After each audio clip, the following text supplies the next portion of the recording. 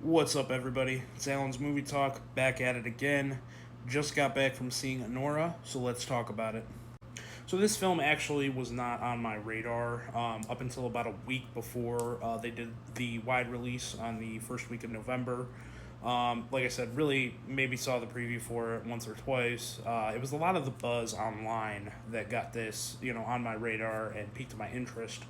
I know this had played at a few film festivals, and just a lot of the buzz online that I had heard from some critics that I trust and value their opinion.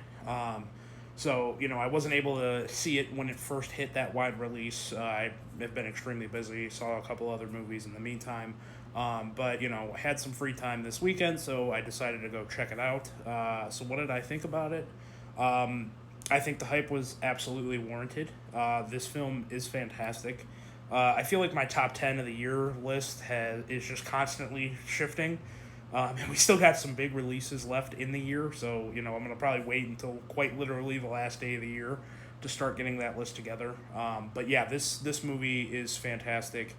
Um, I think the hype that it has gotten, on the internet is very warranted. For me, the story of this film is really a tale of two halves. The first act, which I would say runs about 30 to 45 minutes roughly, feels like its own movie, and then there is a dramatic shift in the tone, and when the film is going in the second half, and I felt like having those two different styles in this one film, was great. It worked very well. The first half, is about the two main characters, um, Annie and Ivan, and how they meet. Annie's a sex worker in this film, and she meets Ivan in her club, and they pretty much hit it off. She's paying for him for his services. Essentially, they end up falling in love, getting married, and that ends up coming to a head. And I don't want to get into specifics, but people in his family and part of his background and who he is get involved, and then it just takes a pretty dark turn. Starting in that second act. The first act, though, I've heard a lot of people complain about it, who have had an issue with this movie, and they say that's the part of the movie that they don't like. But I feel like it did a really good job at bringing the levity, right? Because the second and the third act of this film are, it gets very dark. Yes, there's humor sprinkled throughout this entire film, which I think works well, but it does get very dark in, the subject matter and the implications and the actions that happen in those two thirds that you kind of needed that first act to be in the style and the tone it was. It has a very high energy. This movie is very adult, has a lot of sex, a lot of drug use, and so if that's not something that you enjoy in movies, some people aren't going to like this. For me, though, I didn't have a problem with it. That first act just did a very good job establishing the characters, understanding who they are, and it was very high energy, very fun, and very funny also.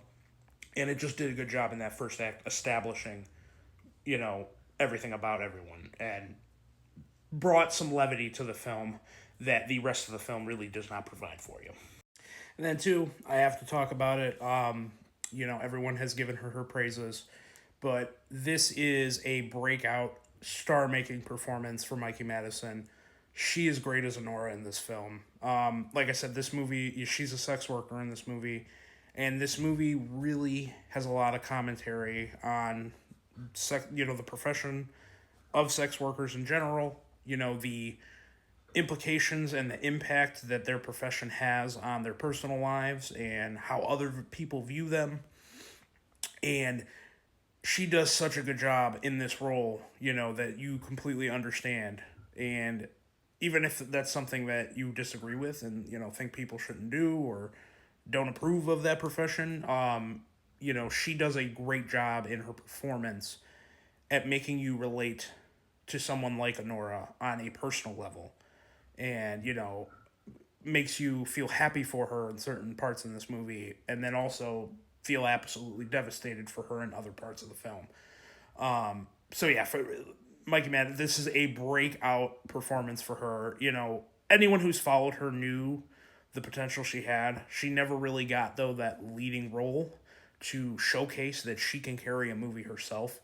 But here, she finally gets it, and she just knocked it out of the park. She absolutely should get award recognition. I would be very surprised if she doesn't. Again, I think this year is going to be a very competitive field in the Best Actress, pick. But her name should, I don't know if she'll win, she should absolutely be on that list and be one of the front runners, in my opinion, because she was that good in this film. And then to kind of piggyback off that, one of the things that this film does fantastically is it just shows you the vulnerability and the realness that people in these fields and in these situations experience.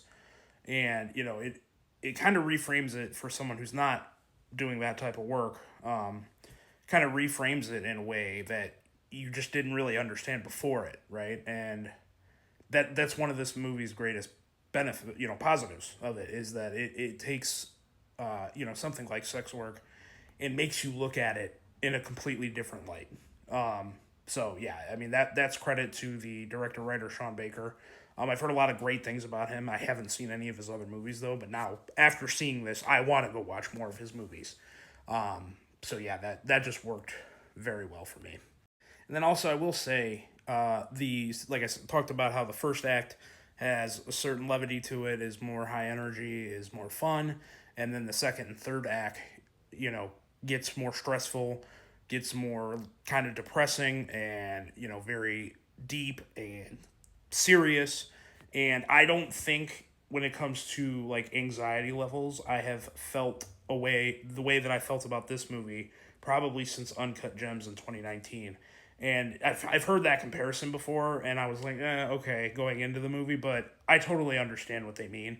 Obviously, completely different scenarios between the two movies, but the anxiety that this movie makes you feel and how you feel walking out of the film, you feel emotionally drained by the end of this film.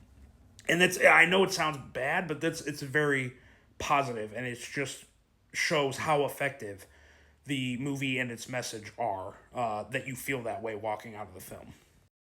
And then also, for the final positive that I want to talk about, the technical aspects of this film, visually, sound design, music, everything was well directed. I have no issues when it comes to the direction and the writing of this film. Everything looks beautifully, sounds beautifully, and was done on a technical level to a T, in my opinion. And I lied. Last positive, Igor, his character. This man's the GOAT. If you've seen the movie, this man right here is amazing.